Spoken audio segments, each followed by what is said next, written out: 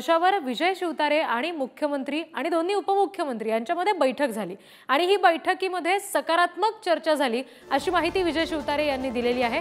आता विजय शिवतारे आज पत्रकार परिषद घेणार आहेत आणि या संदर्भातली भूमिका स्पष्ट करणार आहेत। तेव्हा शिवतारे नेमकी काय भूमिका मांडतायत याकडे निश्चित राजकीय वर्तुळाचं सुद्धा लक्ष लागून राहिलेलं आहे, कारण थेट वर्षा बंगल्यावर ही खलबत झालेली आहे आणि या बैठकीसाठी मुख्यमंत्री दोन्ही उपमुख्यमंत्री उपस्थित होते आणि चर्चा सकारात्मक झाली आहे अशी माहिती विजय शिवतारे यांनी दिलेली आहे। प्रतिनिधी तुषार झरेकर सध्या आपल्याशी जोडले गेलेले आहेत, त्यांच्याशी या संदर्भात बोलूया आणि पुढचे तपशील घेऊया।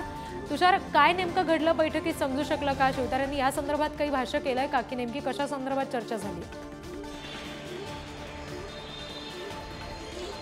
नक्कीच एकंदरीत जर आपण पाहिलं तर बारामती लोकसभा संदर्भामध्ये ही जी बैठक आहे ती काल वर्षा निवासस्थानी रात्री उशिरा पार पडल्याचं पाहायला मिळतंय। यामध्ये या बैठकीमध्ये विजय शिवतारे असतील, त्यानंतर उपमुख्यमंत्री अजित पवार असतील, देवेंद्र फडणवीस आणि मुख्यमंत्री एकनाथ शिंदे यांच्यामध्ये ही बैठक पार पडलेली आहे। गेल्या काही दिवसांपासून विजय शिवतारेंनी बंडाचा पवित्रा महायुतीतून घेतला होता, अपक्ष लढण्याचा निर्णय घेतला होता आणि त्या अनुषंगाने ही खरं तर बैठक होती। विजय शिवतारेंना थांबवण्यासाठी महायुतीतील नेते हे सर्वतोपरी प्रयत्न करताना एकंदरीत पाहायला मिळत होते आणि अखेर ती बैठक संपन्न झालेली आहे आणि त्या बैठकीमध्ये सकारात्मक खरं तर सकारात्मक निर्णय आल्याचं एकंदरीत बोललं जातंय।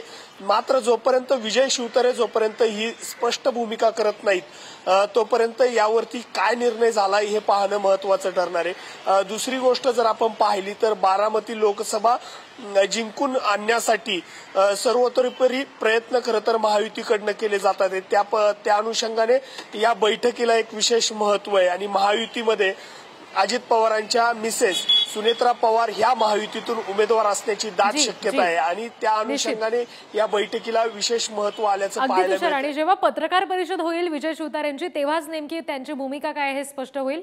धन्यवाद दिलेल्या माहितीसाठी।